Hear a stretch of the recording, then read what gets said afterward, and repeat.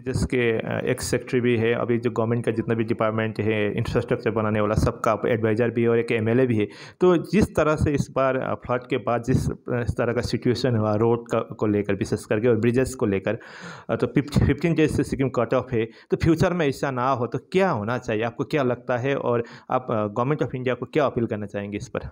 Actually ये government of India का मेरा वही अपील होना चाहिए कि जो सिक्किम है इसको प्रायोरिटी देना चाहिए, बिकॉज सिक्किम के थ्रू ही अब चाइना से कनेक्ट है इंडिया का, और international border is along the Sikkim, so this needs to be given priority.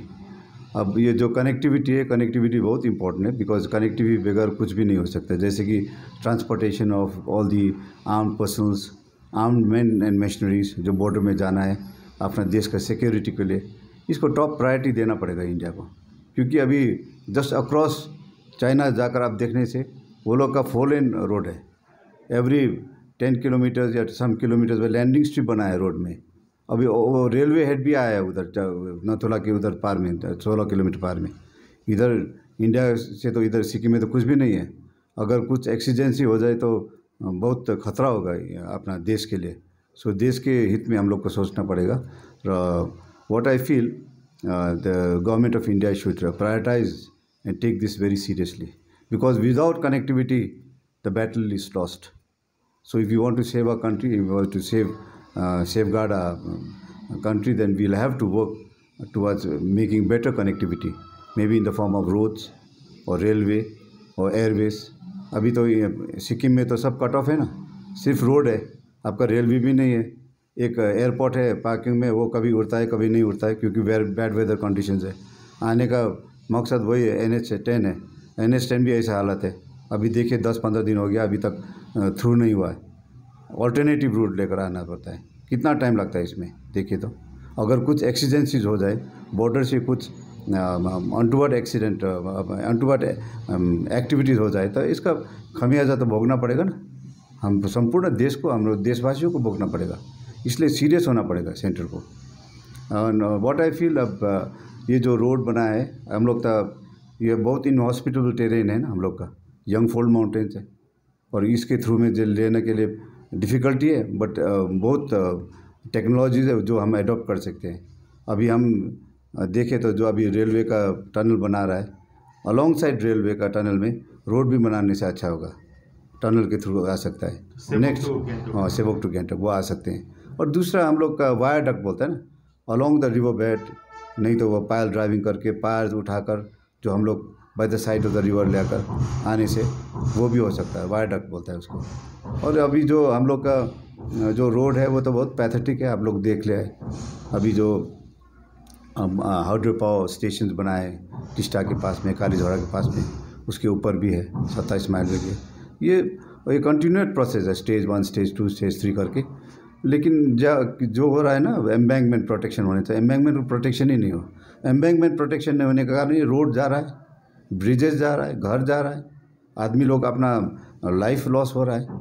ये बहुत सीरियस है। अब इसमें थोड़ा ध्यान देना पड़ेगा गवर्नमेंट ऑफ इंडिया को, और इसको बहुत करीब नज़रिए से देखना पड़ेगा, क्योंकि इसके लिए जो है फ़ायदा सिर्फ सिक्किम के लिए नहीं, ये जो सेफ्टी एंड सिक्योरिटी का प्रॉब्लम है ये पूरा देश को भोगना पड़ेगा।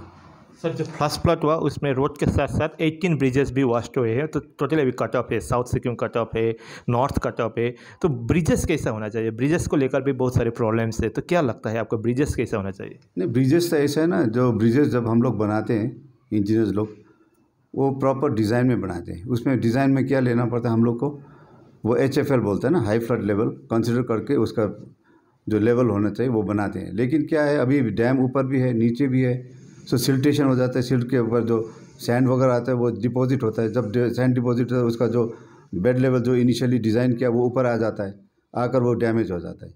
अब हम लोग को परसीव करना चाहिए, अब फॉरसी करना चाहिए कितना डैम बनाएगा, क्या है वो सब प्लानिंग करके वो बनाने से, वो ब्रिज बनाने से कुछ प्रॉब्लम नहीं होगा। क्योंकि अकॉर्डिंगली हाइट हम लोग डिज़ाइन करेंगे, किधर से लाना है, किधर से बनाना है, वो सब कंसिडर करके हम लोग बनाने से ये प्रॉब्लम नहीं होगा। Sir last question, north Sikkim का जो कंडीशन है और चुंगथांग का जो डैमेज होने से जो पुल भी अभी वॉस्ट हुए है, नागा से लाचुंग लाचेन कट ऑफ है, लाचेन तो और कट ऑफ है, चुंगथांग भी कट ऑफ है। तो इस सब में क्या कैसे कॉरिडोर के नए कॉरिडोर होना चाहिए या जो अभी का जो फॉर्मेशन रोड है उसी को डेवलप करना चाहिए, क्या लगता है आपको?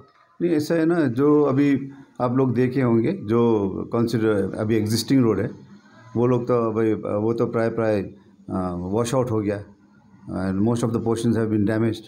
The bridges also been damaged. The location of the bridges have been damaged. So now we'll have to find out a new alignment, and we have to find out a new alignment which is stable. And if it is not stable, we have got to resort to a methodology or technologies will make it stable. So all these technologies are available. Of course, the cost will be high, but in the long run, it will benefit the state and the country as a whole. So इसमें अभी देखिए जो हम लोग काम कर रहे हैं, इसमें तो हमारा सम्माननीय मुख्यमंत्री PS तामाङ जो पूरा लगा हुआ है, रात दिन करके काम कर रहा है वो ना, अभी कर रहा है वो, सब सपोर्ट भी सीख कर रहा है। हम लोग का सिक्किम का आदमी लोग भी जो है सब लगे हुए हैं। सिक्किम का ये खूबी है ना, किसी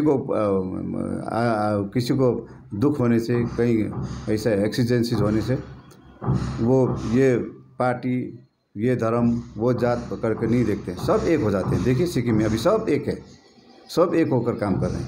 तो ये एक जो खूबी है सिक्किम का, ये अच्छा है, लेकिन इसमें हम लोग को सपोर्ट तो चाहिए ना सेंट्रल गवर्नमेंट से सपोर्ट करके जो टेक्नोलॉजीज़ है नए डेवलप करके, जो अभी सर्वे करना पड़ेगा, उसका इन्वेस्टिगेशन करना पड़ेगा, और उसका रॉक का क्या है, उसका स्ट्रेंथ क्या है, सॉइल का क्या स्ट्रेंथ है, उसका स्टेबिलिटी फैक्टर्स क्या है, वो सब स्टडी करके हम लोग को प्रॉपर डिज़ाइन करके कुछ स्कीम बनाना पड़ेगा, ताकि वो स्कीम हम लोग लगाने से इसका फ़ायदा हो सकता है।